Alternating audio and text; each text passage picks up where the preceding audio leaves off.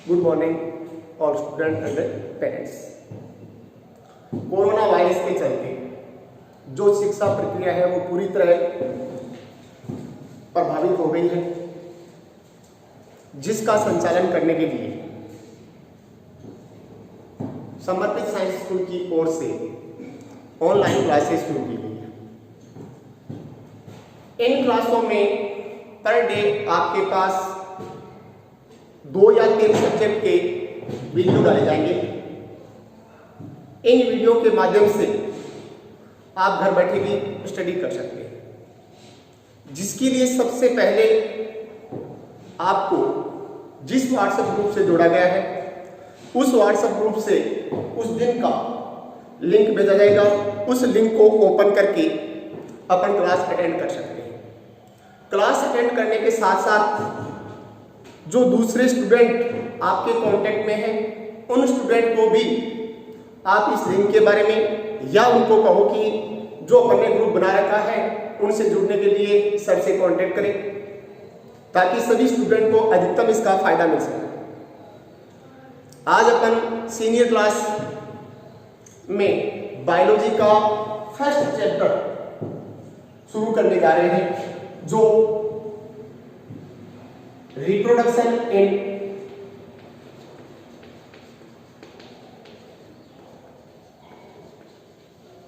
Angiosperm. ये unit first unit. इस unit में बोर्ड के अंदर 4 मार्क्स के क्वेश्चन आएंगे। उन क्वेश्चन में एक क्वेश्चन 1 मार्क्स एंड एक क्वेश्चन 3 मार्क्स। ये जो यूनिट है वो लगभग अपन जूनियर क्लास में पढ़ चुके हैं और इसी में कुछ संशोधन करके मॉडिफिकेशन करके ये लेसन रिप्रेजेंट किया गया है। आपके पास 2 शब्द हैं, एक एंजियोस्पर्म और दूसरा रिप्रोडक्शन। अब सबसे पहले आता है एंजियोस्पर्म है क्या। तो एंजियोस्पर्म प्लांटी किंगडम के वे प्लांट है जिनमें निम्न विशेषता पाई जाती है। नंबर फर्स्ट, ये पादप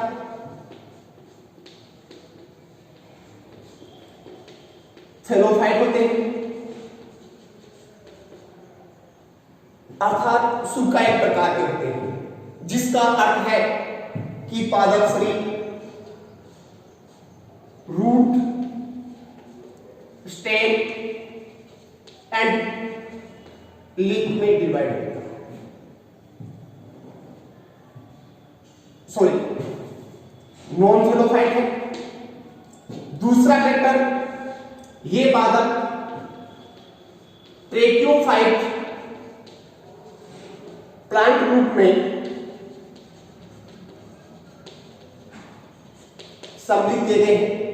अब ट्रेकियोफाइट प्लांट रूप में सम्मिलित किए गए हैं, इनका मतलब इन पौधों में जल, खनिज लवण व खाद्य पदार्थों का स्थानांतरण करने के लिए वेस्कुलर बंडल अर्थात जाइलम एंड फ्लोएम पाए जाते हैं। तीसरी विशेषता, इन पौधों को सम्मिलित किया गया है एम्ब्रियोफाइट। एम्ब्रियोफाइटिक प्लांट ग्रुप है। इसका मतलब इन प्लांट में सेक्सुअल रिप्रोडक्शन के दौरान जो जाइगोट बनता है उस जाइगोट से आगे जाकर किसका निर्माण होता है, एम्ब्रियो का निर्माण होता है। और एम्ब्रियो का निर्माण होने के कारण इन्हें सम्मिलित किया गया है किसमें, एम्ब्रियोफाइट। चौथी विशेषता, ये जो प्लांट ग्रुप है इन्हें सम्मिलित करते हैं स्पर्मेटोफाइट प्लांट में। स्पर्मेटोफाइट प्लांट में सम्मिलित कर रहे हैं, इसका मतलब इन पौधों में सेक्सुअल रिप्रोडक्शन के दौरान एम्ब्रियो बनने के साथ साथ किसका निर्माण होता है, सीड का निर्माण होता है। सीड का निर्माण होने के कारण इन प्लांट को स्पर्मेटोफाइट्स में सम्मिलित क्या है। आप सबको पता है प्रकृति के अंदर सीड का निर्माण केवल दो ही प्लांट ग्रुप में होता है। Number first gymnosperm and number 2 angiosperm. अब इसकी सबसे बड़ी पांचवी विशेषता जो आपको ध्यान में रखनी है, इन पौधों के अंदर मुख्य पीढ़ी मैन जनरेशन कौन सी होती है? मुख्य पीढ़ी स्पोरोफाइट अर्थात बीजाणुभिद होती है। बीजाणुभिद या स्पोरोफाइट से बताते ही आपको दिमाग में आ गया वो बात कि वे पौधे जिनके अंदर बाहर लेने वाली कोशिकाएं किस अवस्था में? 2n अवस्था में या डिप्लॉइड स्टेज में रहती है, उस पीढ़ी को तो अपन कहते हैं स्पोरोफाइट या बीजाणुभिद। और जहां अगर सेल्स में क्रोमोसोम्स 2n की जगह n अवस्था या हेटेरोइड स्टेज में आ जाता है तो वो पीढ़ी हो जाती है कौन सी? गैमेटोफाइट। कौन सी हो जाती है? गैमेटोफाइट। अब यहां साथ में अपन ने समझ जोड़ा है कि मुख्य पीढ़ी कौन सी है? स्पोरोफाइट। इसका मतलब प्लांट की प्रत्येक सेल किस अवस्था में है? 2n अवस्था। अब यहां मुख्य पीढ़ी प्रतिनिधित्व करती है किसका? नॉन थैलोफाइट का। और नॉन थैलोफाइट का प्रतिनिधित्व करेंगे, इसका मतलब प्लांट बॉडी है वो डिवाइड है रूट स्टेम एंड लीफ में, तो इसका मतलब रूट स्टेम एंड लीफ की प्रत्येक कोशिका किस अवस्था में है? 2n अवस्था। तो ये मैग्नेट हो गए अपने पास एंजियोस्पर्म। अगर एंजियोस्पर्म शब्द आपके सामने आता है तो इसकी फ्रेम निकल कर आता है। एंजियोस्पर्म वो प्लांट ग्रुप है जिसके अंदर ये कैरेक्टर पाए जाते हैं, अर्थात ये plant group non thallophytic plant group है। नॉन थैलोफाइटिक प्लांट ग्रुप है, इसका मतलब इसमें plant body root stem and leaf में डिवाइड है। दूसरा यहां कैरेक्टर आता है कि एंजियोस्पर्म प्लांट ग्रुप है वो किस प्रकार का है? टेरियोफाइटिक प्लांट ग्रुप है। टेरियोफाइटिक प्लांट ग्रुप है, इसका मतलब इन पौधों में वाटर मिनरल्स एंड फूड का ट्रांसपोर्टेशन करने के लिए वेस्टिबुलर बंडल अर्थात जाइलम एंड फ्लोएम पाए जाते हैं। तीसरा कैरेक्टर हो गया एम्ब्रियोफाइटिक। एम्ब्रियोफाइटिक है, इसका मतलब इन प्लांट में जब सेक्सुअल रिप्रोडक्शन होता है तो सेक्सुअल रिप्रोडक्शन के दौरान फर्टिलाइजेशन के फलस्वरूप बनने वाले जाइगोट से किसका निर्माण होता है? एम्ब्रियो का। और एम्ब्रियो का निर्माण होने के कारण इन्हें सम्मिलित करते हैं अपन किसमें? एम्ब्रियोफाइट। चौथा कैरेक्टर आता है स्पर्मेटोफाइट। स्पर्मेटोफाइटिक प्लांट का अर्थ है कि इन प्लांट में सेक्सुअल रिप्रोडक्शन के दौरान जो जाइगोट से एम्ब्रियो बनता है उस एम्ब्रियो की प्रोडक्शन करने के लिए किसका निर्माण होता है? सीड का। और जिन प्लांट में सीड बनते हैं उन्हें सम्मिलित करते हैं स्पर्मेटोफाइट में। और सीड वाले प्लांट आप सबको पता है दो ग्रुप है, एक एंजियोस्पर्म और दूसरा जिम्नोस्पर्म। तीसरा मूल कैरेक्टर आ रहा है मुख्य पीढ़ी। एंजियोस्पर्म में मुख्य पीढ़ी है स्पोरोफाइट। और स्पोरोफाइट या बीजाणुभिद पीढ़ी का अर्थ है कि इनमें प्लांट बॉडी की प्रत्येक सेल किस अवस्था में है? 2n अवस्था में अर्थात डिप्लॉइड स्टेज। अब यहां साथ में समझ अपन जोड़ रहे हैं मुख्य पीढ़ी किसका प्रतिनिधित्व कर रही है? Non thallophytic plant body. और नॉन थैलोफाइटिक प्लांट बॉडी इसका मतलब रूट स्टेम एंड लीफ की प्रत्येक कोशिका किस अवस्था में है? 2n अवस्था। ये तो अपने पास मूल कैरेक्टर आ गया किसके? एंजियोस्पर्म। अब बेटा साथ में शब्द अपने पास क्या आ रहा है? रिप्रोडक्शन। साथ में शब्द आ रहा है कौन सा? रिप्रोडक्शन। और रिप्रोडक्शन का क्या है? तो रिप्रोडक्शन की आपको जूनियर क्लास में तुमने कई प्रकार से परिभाषा बताई थी। रिप्रोडक्शन या जनन का अर्थ है किसी जीव के द्वारा अपनी संख्या में वृद्धि करना, रिप्रोडक्शन या जनन कहलाता है। किसी जीव के द्वारा अपनी संख्या में वृद्धि करना जनन कहलाता है, या किसी जीव के द्वारा अपने अस्तित्व को बनाए रखने के लिए संतान उत्पन्न करने की जो प्रोसेस है उस प्रोसेस को अपन रिप्रोडक्शन या जनन कहते हैं। अब एंजियोस्पर्म प्लांट में मूल रूप से जनन दो प्रकार, एक सेक्सुअल रिप्रोडक्शन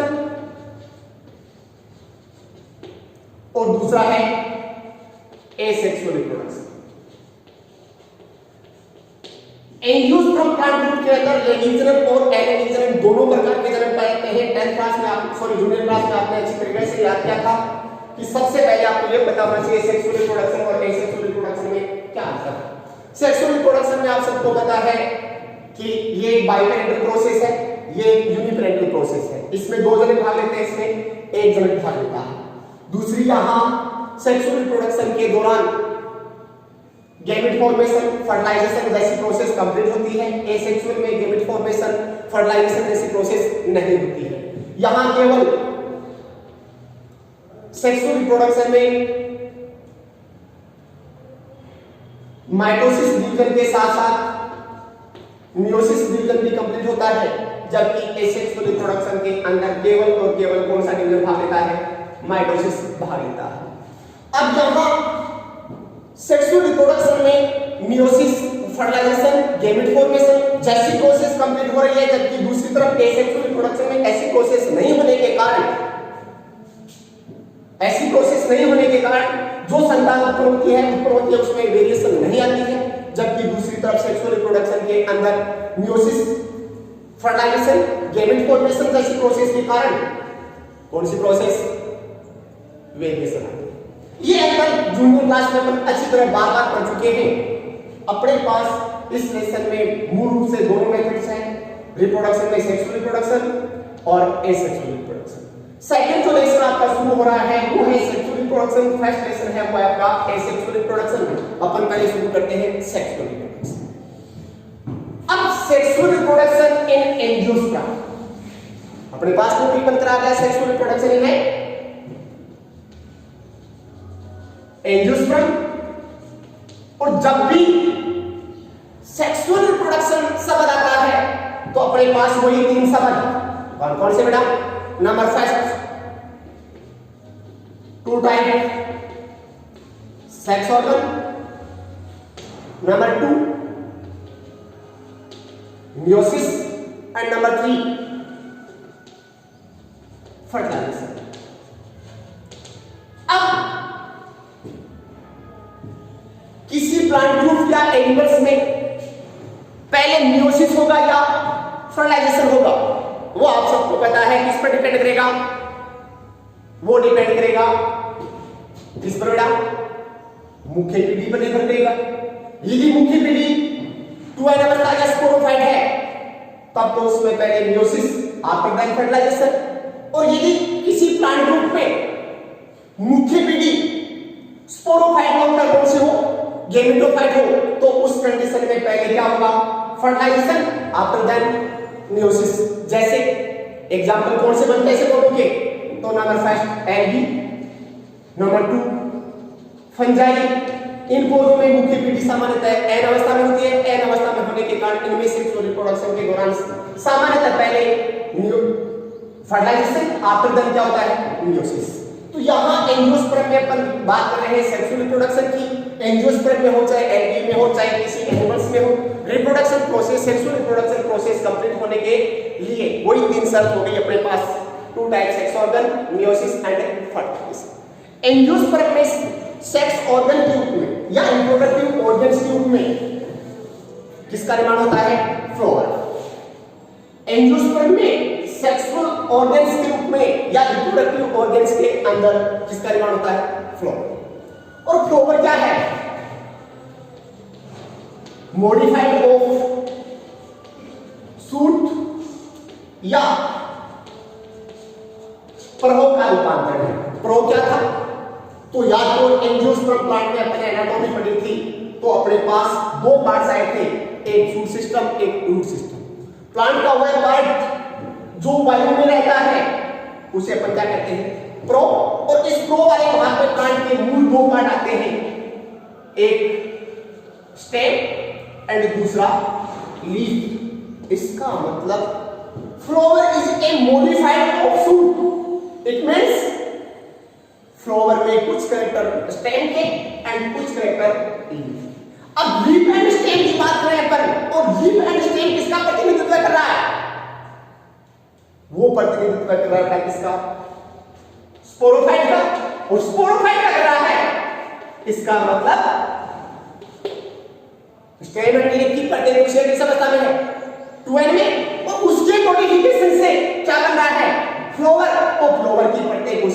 किस अवस्था में होगी? टू एंड अवस्था।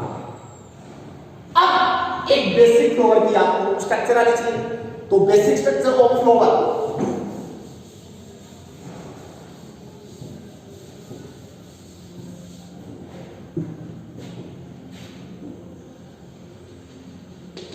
Basic structure of flower. अब फ्लोवर की संरचना में क्या क्या रहता है, तो वही जूनियर क्लास का टॉपिक। एक सामान्य फ्लोवर की संरचना में निम्न भाग पाते हैं, जिसमें सबसे पहला आपको एक डायग्राम आना चाहिए।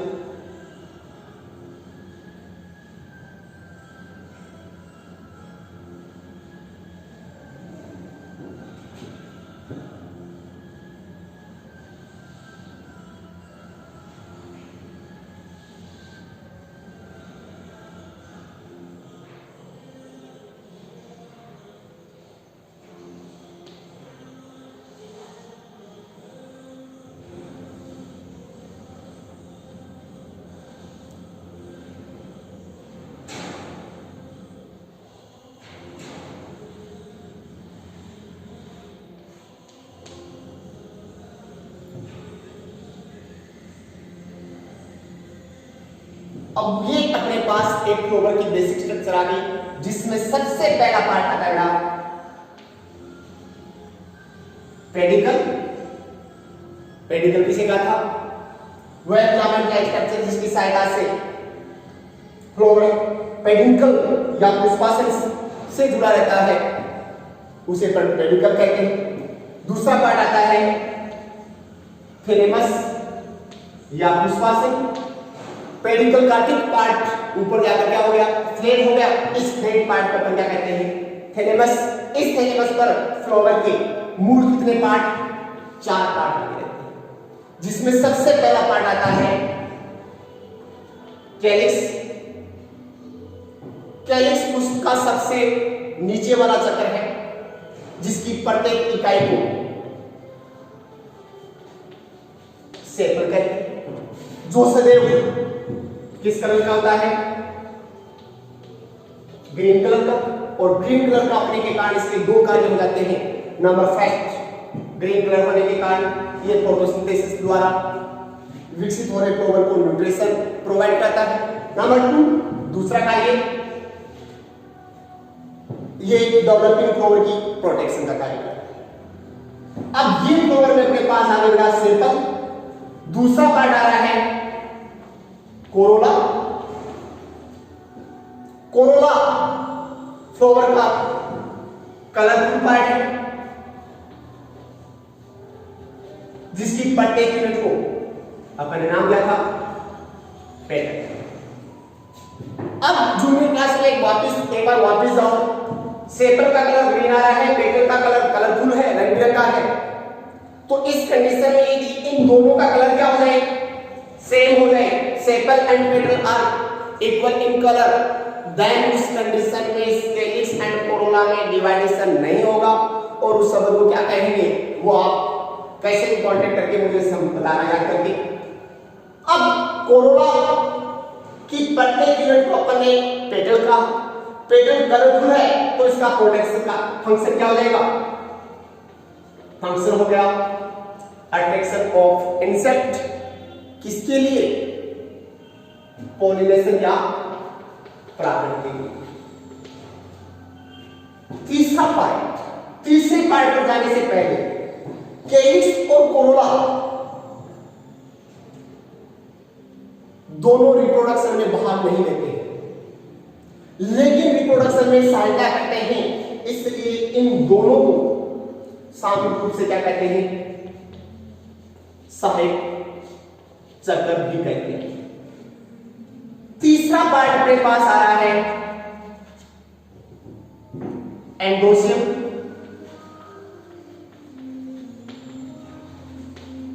जो कार्य करता है किसका? मेल रिप्रोडक्टिव ऑर्गेन्स, जिसकी प्रत्येक यूनिट को कहते हैं स्टेम। जिसकी प्रत्येक यूनिट को कहते हैं स्टेमन।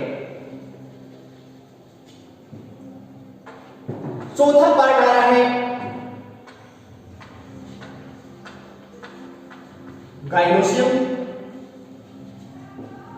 गाइनोसियम कार्य करता है किसका?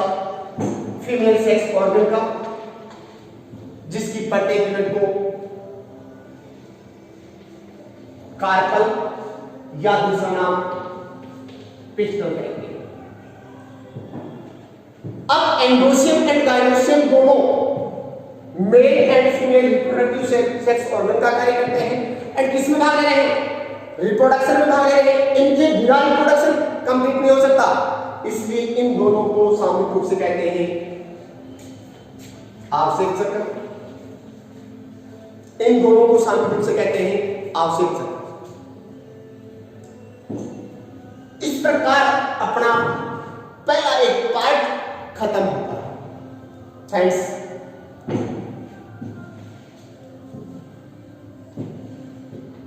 पहले विद्यार्थियों, ऑनलाइन क्लास का अपन ने संचालन कर रखा है। इस क्लास के माध्यम से उन टॉपिकों को अपन शुरू कर रहे हैं जो आपके जूनियर क्लास से रिलेटिव है।